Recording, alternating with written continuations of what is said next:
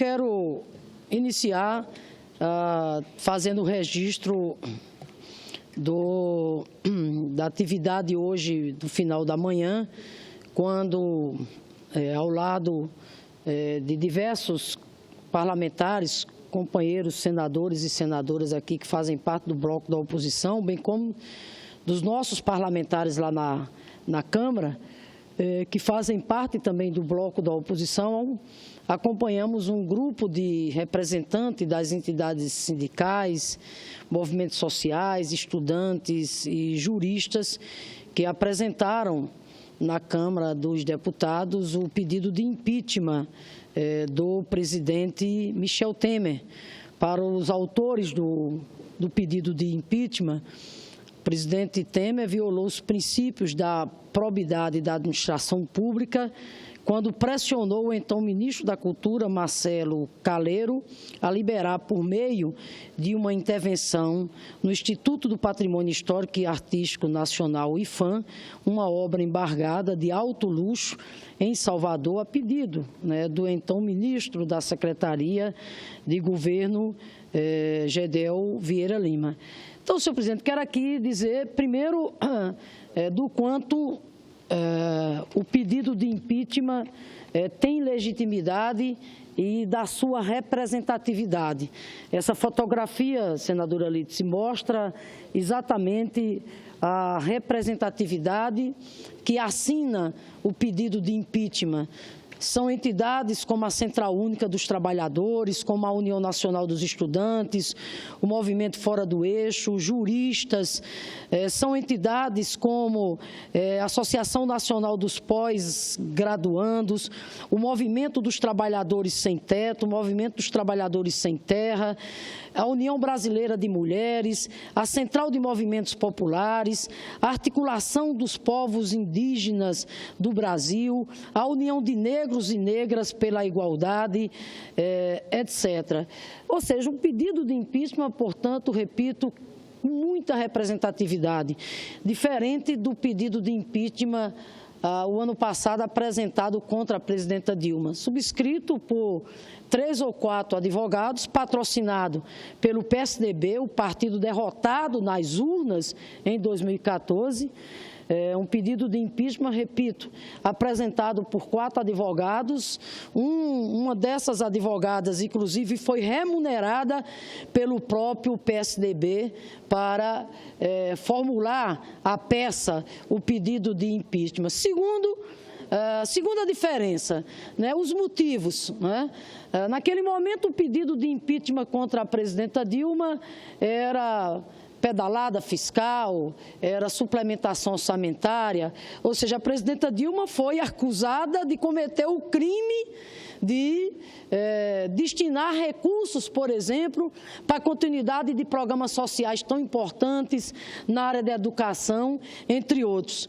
Agora, o presidente Temer está sendo acusado e o que motiva o pedido de impeachment contra ele é crime de responsabilidade, é crime de improbidade administrativa. Tanto é, senhor presidente, que eu quero aqui, faço questão aqui de ler uma das justificativas que os autores do impeachment se basearam para apresentar o pedido de impeachment contra o presidente Michel Temer. Diz eles, há fortes indícios de que o presidente da República e seus ministros teriam cometido vários crimes, não só de responsabilidade, como previsto tanto no artigo 85 da Constituição Federal, como na Lei 1079, que detalha os crimes de responsabilidade, mas também outros de natureza penal. Vou relembrar aqui alguns, para refrescar a memória, memória, inclusive, de alguns senadores e senadoras que tem fazer com o outro vistas grossas, no sentido de ficar jogando para debaixo do tapete as ações ilegais e os problemas de natureza ética que tomam conta do governo ilegítimo que está aí. Pois bem, os autores do impeachment se basearam no depoimento de quem? Não foi de ninguém aqui da oposição de maneira nenhuma. foi de gente do governo. Quem? Nada mais, nada menos do que um ministro de Estado, porque foi o ex-ministro da Cultura, Marcelo Calero, que denunciou ao Brasil que o ex-ministro Gedel teria defendido seus interesses particulares ao pressionar o ministro da Cultura para legalizar uma obra barrada pelo IPHAN da Bahia. Portanto, um ato que demonstra uma clara violação à lei de conflitos de interesses. O ministro Calero, só para refrescar a memória, procurou Casa Civil, procurou a Advocacia Geral da União, por fim procurou o próprio presidente da República. E o presidente da República, ao invés de ter uma atitude enérgica, né, de coibir esse tipo de prática, terminou, segundo o próprio ministro Calero, chancelando os atos do ministro Gedel, o que, para nós, se configura, no mínimo, né, uma omissão que também está previsto na lei que trata da questão de crime de responsabilidade. Então, senhor presidente, na verdade ficou comprovado, segundo o ministro da Cultura, que o presidente terminou intervindo, repito, para favorecer o então ministro das Relações Institucionais, o ministro Gedel. Então, veja, se há 6 meses atrás, como tem sido dito aqui, o Brasil assistiu um dos processos mais fraudulentos, uma das maiores farsas políticas, que foi afastar um mandato presidencial sem comprovação de crime de responsabilidade, hoje nós estamos realmente diante de um impeachment que, a julgar pelo pedido de impeachment aqui apresentado pelas entidades e pelas iniciativas, inclusive, que a bancada da oposição, o líder do nosso partido, o deputado Humberto Costa e outros, já apresentaram também na Procuradoria-Geral da República, hoje nós temos clareza de que os indícios são muito fortes de que há impeachment e há crime. Repito, o impeachment da presidenta Dilma foi fraudulento porque foi um impeachment sem crime. O impeachment que está sendo apresentado agora contra o presidente Michel Temer é um impeachment com crime suficiente. Com crime suficiente, por quê? Porque a participação dele nesse episódio envolvendo o ministro Calero e o ministro Gedel evidencia de forma muito clara que ele cometeu crimes de concussão, de advocacia administrativa, quando terminou usando, né, da prerrogativa que ele tem enquanto presidente da República, não para coibir o ato de improbidade do ministro Gedel, mas terminou agindo exatamente para quê? Para favorecê-lo. Então, senhor presidente, quero fazer esse registro, dizendo que esse pedido de impeachment é mais uma demonstração da insatisfação com relação ao governo que está aí. Esse pedido de impeachment é mais uma demonstração do quanto está crescendo no país o sentimento de que a única saída para enfrentar a grave crise política, institucional, econômico, ética que o país atravessa é a eleição direta, é devolver a soberania popular ao povo brasileiro. Tanto isso é verdade que a base político-parlamentar que dá sustentação ao governo é evidente que trata essas iniciativas com todo o desprezo possível. Essa foto aqui expressa bem. Olha aqui, senador Jorge Viana. Lá estávamos vários parlamentares, lá estavam, repito, entidades representativas, entidades que têm grande legitimidade social, porque representam amplas parcelas da população brasileira, e simplesmente a cadeira do presidente da Câmara vazia. O presidente da Câmara não recebeu, né, bem como nenhum outro membro da mesa diretora também lá esteve. Mas não é surpresa para nós, porque, infelizmente, a Câmara dos Deputados a julgar pelo posicionamento que a maioria dos seus parlamentares adotaram quando votaram a favor do processo de impeachment fraudulento da presidenta Dilma, só poderiam tratar a mobilização social e popular dessa forma, com desprezo pela soberania popular. É um absurdo isso, mas, enfim, esse é o perfil do Congresso que a gente tem hoje, né?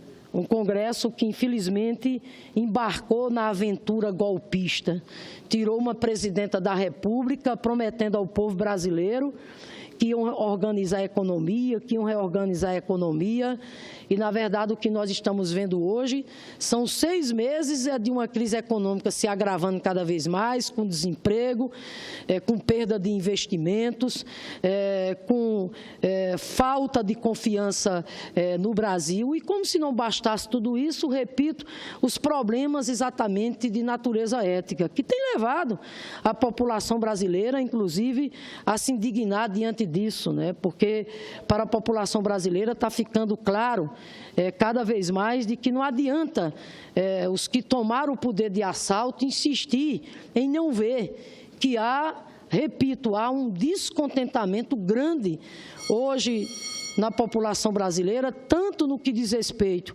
a iniciativas em curso de salvamento daqueles que estão denunciados nas operações Lava Jato da vida, bem como também uma insatisfação brutal contra a agenda de reformas antidemocráticas, antipopulares que esse governo está apresentando, senhor presidente. Eu quero concluir, senador Jorge Viana, só dizendo aqui muito claramente que com muita indignação, mas também com muita dor, que eu vejo o Congresso Nacional caminhando para terminar o seu ano legislativo, oferecendo ao povo brasileiro como presente 2 cálices muito amargos, como se não bastasse a tragédia da PEC 55, vendida ao povo brasileiro como a salvação do país. Pelo amor de Deus, que salvação é essa? Uma regra draconiana, uma regra para tirar educação do orçamento, saúde do orçamento, para tirar as políticas sociais do orçamento, uma regra para congelar, para segurar os investimentos pelos próximos 20 anos. Como se não bastasse essa tragédia, que é a PEC 55, o governo apresenta um outro cálice amargo, que é a famigerada reforma da Previdência. Uma reforma da Previdência que agora diz o seguinte: olha, para se aposentar você tem que ter no mínimo 65 anos, mas não é só isso não. Para se aposentar, você ter direito à aposentadoria integral, você vai ter que contribuir no mínimo 49 anos de contribuição. Uma reforma da Previdência, por exemplo, que o benefício de prestação continuada para idoso de baixa renda, para pessoas com deficiência, agora, segundo o Temer, Meirelles, o benefício de prestação continuada será concedido somente àqueles que completaram 70 anos e, inclusive, estão desvinculando o reajuste do BPC, do reajuste do salário mínimo. Trabalhador rural e trabalhadora rural, outra crueldade. Trabalhador rural, trabalhadora rural, agricultor que trabalha de sol a sol, o que é que eles estão fazendo agora? Não! Vocês, para terem direito à aposentadoria, vocês vão ter que contribuir mensalmente agora com a Previdência. E, por fim, mexe num regime diferenciado para mulheres, o que é um crime, mexe em várias outras profissões, como, por exemplo, a profissão de professor. Esse governo detesta pobre, esse governo não gosta da educação de maneira nenhuma, porque, veja bem, ao propor acabar com a aposentadoria especial do magistério, e eu não estou falando aqui o magistério do ensino superior, eu estou falando do magistério da educação básica, daquele da creche, do ensino fundamental, do ensino médio, da educação básica, daquele que pega salas de aula superlotadas, daquele que enfrenta longas jornadas de trabalho, que fica em pé durante muito tempo. É um absurdo, senhor presidente. porque a aposentadoria especial do Magistério da Educação Básica não é privilégio, é um ato de justeza para com a profissão que, no contexto da sociedade. Mas esse governo, repito, esse governo tem muito desprezo pela educação. Tirou a educação da PEC, da Constituição, quando propõe anular por 20 anos a vinculação constitucional, enviou ao Congresso Nacional uma reforma autoritária do ensino médio e agora mais um ataque quando quer acabar com a aposentadoria especial do magistério. Repito que não é nenhum privilégio, é um ato de justeza. Concluo, senhor presidente, dizendo que o único caminho que nos restará é o caminho da luta, até porque nós não fazemos oposição ao Brasil. É exatamente por defender os interesses legítimos do povo brasileiro que nós vamos continuar aqui obstruindo essa agenda de retirada de direitos e resistindo bravamente, com a convicção de que a única saída para resolver um governo que padece de legitimidade, que está derretendo do ponto de vista ético, o único caminho é eleições, é devolver ao povo brasileiro o direito do voto.